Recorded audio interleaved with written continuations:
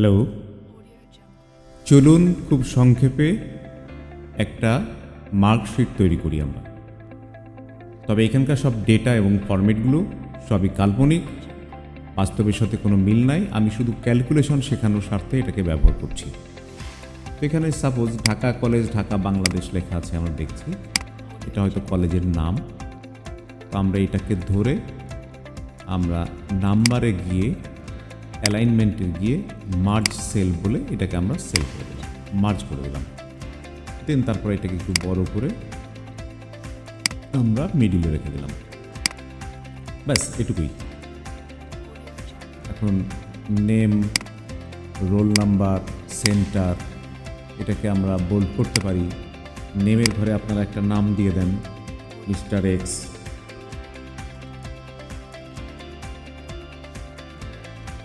যে কোনো একটা নাম দিয়ে দেওয়া যায়। তারপরে রোল নাম্বারে একটা রোল নাম্বার দিয়ে দেন, অ্যান্ড সেন্টার একটা বলে দেন কোথাও। স্যাম্পল ঢাকা লিখে দিলাম। এখন এখানে দেখা যাচ্ছে যে কম্পালসরি সাবজেক্ট বাংলা ইংলিশ আছে। এখানে ফার্স্ট পার্টের রেজাল্ট, সেকেন্ড পার্টের ইংলিশের ফার্স্ট পার্ট, সেকেন্ড পার্ট, এখানে আছে টোটাল। তো এই টোটাল বের করতে তো আমাদের কোনো বের করতে হবে না। আমরা ইকুয়াল টু সাইন দিয়ে জাস্ট হচ্ছে এই সেলটা প্লাস এই সেলটাকে আমরা সিলেক্ট করে আমরা এন্টার দেব। আমাদের এই টোটাল শেষ। ইংলিশের টোটালটা বার করার জন্য আমরা ইকুয়াল টু সাইন দিয়ে আমরা এই সেলটা নিলাম, অ্যান্ড আমরা একটা প্লাস সাইন দিয়ে এই সেলটাকে নিলাম, দেন এন্টার। আমাদের এটা টোটাল শেষ। আচ্ছা, অপশনাল সাবজেক্টের মধ্যে ইকোনমিক্স, লজিক্স, থিওরি আছে, আর সিভিক হচ্ছে 4 সাবজেক্ট আছে।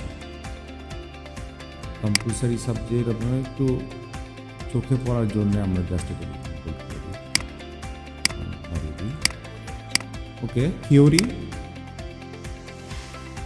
এত, প্র্যাকটিক্যালে কোনো মার্কস নেই। থিওরিতে এত, প্র্যাকটিক্যালে কোনো মার্কস নেই। টোটাল থিওরি, টোটাল প্র্যাকটিক্যাল, তাহলে টোটাল থিওরিটা আমরা করে ফেলবো। এটাই হবে টোটাল। ইকুয়াল টু এটা প্লাস এটা, এন্টার। অবশ্যই এখানে আমরা এটাকে প্লাস করতে পারি, 0 রেজাল্ট আসবে। তারপরে টোটাল প্র্যাকটিক্যালে এলে টোটাল থিওরি, এটা টোটাল থিওরি এত, টোটাল প্র্যাকটিক্যাল 0 আসবে। এটা টোটালও আমরা করতে পারতাম, কিন্তু আপনারা প্রয়োজনে করে নিতে পারেন। এখানে আমরা এটাকে জাস্ট হচ্ছে আমরা এখানে এই টোটালটা এখানে দিলে আমরা পারতাম, এখানে দেওয়ার প্রয়োজন ছিল না। এখানে আমরা টোটালটা দিয়ে দিই। এটা ইকুয়াল টু সাম দিয়ে দিতে পারি, অথবা এভাবে প্লাস এটা, অ্যান্ড দেন এন্টার। আমাদের এই টোটালটাকে কাউন্ট করছে সে কোনোভাবে 11 না, আমাদের এটা হবে 9, এটা হবে 9, 160। তো এখানে আমি সংক্ষেপে করছি, আপনারা আরও ডিটেলিংস করেন। আমি জাস্ট ফর্মুলাটা বোঝানোর চেষ্টা করছি। এখানেও আমরা ইকুয়াল টু সাইন দিয়ে এটা, অ্যান্ড দেন প্লাস, তারপর আমি এটা বলে দিই, এন্টার। এই ঘরে এসে আমরা ইকুয়াল টু সাইন দিয়ে এটা প্লাস এটা বলে দিই। এই টোটালগুলো এসে গেল আমাদের ঘরে। এখানে হলো রেজাল্টের একটা কন্ডিশন দেওয়া আছে। আচ্ছা, সিভিক অ্যান্ড হচ্ছে এই দুটারও টোটালটা আমরা এখানে করে ফেলি। এই সেলে H13 আমরা করে ফেলি। ইকুয়াল টু আমরা এখানে বলি এইটা, দেন হচ্ছে প্লাস সাইন দিয়ে আমরা বলি এটা। এখন এখানে বলছে যে অ্যাবভ 40, এই সেলটাতে H13, এখানে একটা ছোট কমেন্ট দিতে পারি আমরা। লিখে দিই ইফ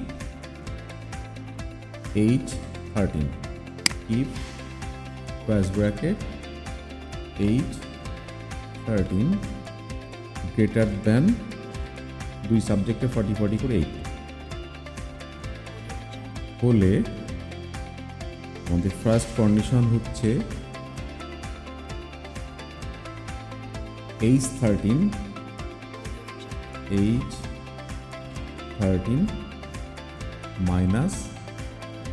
80, আর যদি না হয় 0। দেখা যাক, এখানে 95 একটা অ্যান্সার আসছে। আমরা এই সেলটাকে আমরা একটু মার্জ করে দিই, নাম্বার অ্যালাইনমেন্ট মার্জ, এটা। এখন টোটাল কোনটা হবে? টোটাল এইটা, এটা, এটা, এটা, এটা, এটা, এটা। টোটালটা করে ফেলি। এটা হচ্ছে B11 প্লাস, এই ঘরে আছে এখন, এটা আমার B11 C11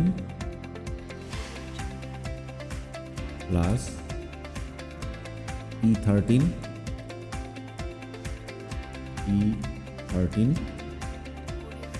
plus F13 plus G13 plus F13 plus G13 plus H13 plus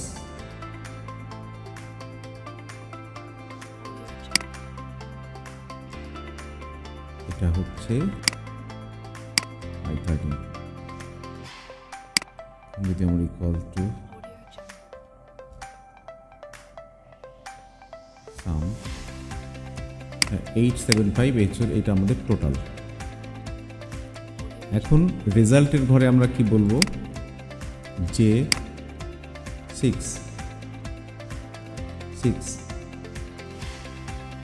if, এখানে অবশ্য রেজাল্ট আমরা একজনের ক্ষেত্রে এমনি পেয়ে যাই। ইফ J6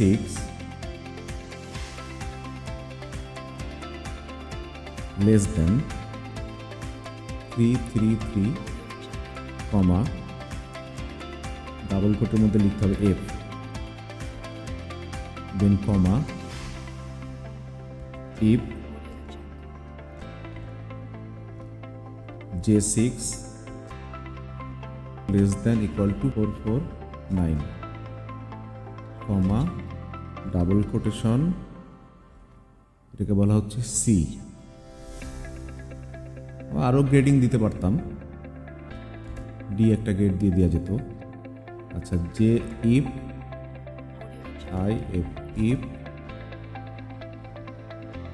J6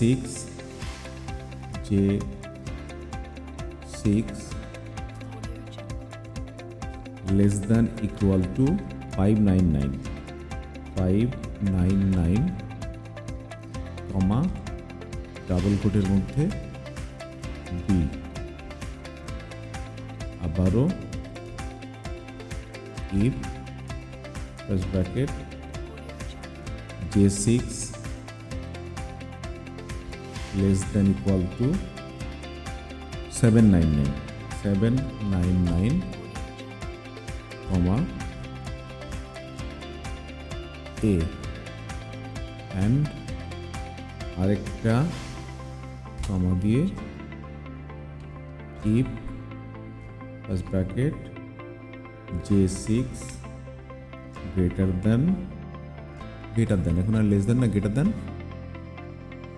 800 না 799 দিয়ে দিই, বা গ্রেটার দেন ইকুয়াল টু দিয়ে, এখানে গ্রেটার দেন ইকুয়াল টু 8000। প্রথম ব্র্যাকেটটা ক্লোজ করলাম, পরের গ্রিনটাকে, দেন তারপরে পার্পলটাকে, দেন তারপরে রেডটাকে, দেন তারপরে অ্যাশটাকে। রেজাল্ট দেখা যাক কি আসে। First character equal to R minus sign, আচ্ছা ফরম্যাটটা চেক করে নিই। If J6 less than 333 F, if J6 less than equal to 449 C, if J6 less than equal to 599, B if J6 less than equal to 799, A ওখানে condition দিই নাই আমরা। J6 এটা হলে ডাবল কোট, এটা হচ্ছে A প্লাস, দেখা যাক। হ্যাঁ, তো আমাদের ভুলটা কোথায়? আমাদের J6 greater than, J6 less than,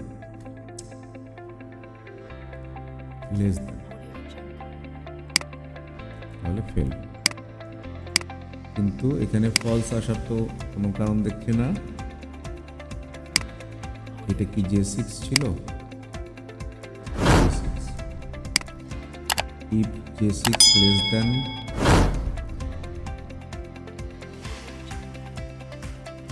(333) fail.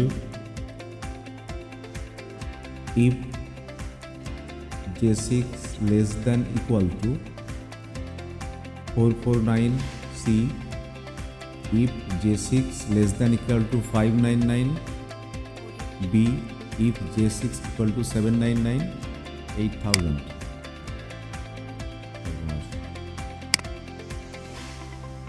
এখন এসে গেল আমাদের A প্লাস। Control S. এর মধ্যে এখন আপনারা এটাকে একটু মার্জ করে দিতে পারেন, যে অ্যালাইনমেন্টের নাম্বারে গিয়ে এটাকে মার্জ, টোটাল রেজাল্টটাকে গিয়ে আপনাকে মার্জ করে দিতে পারেন। মার্জ পুরাটাকে একটা বর্ডারের মধ্যে আনতে পারেন।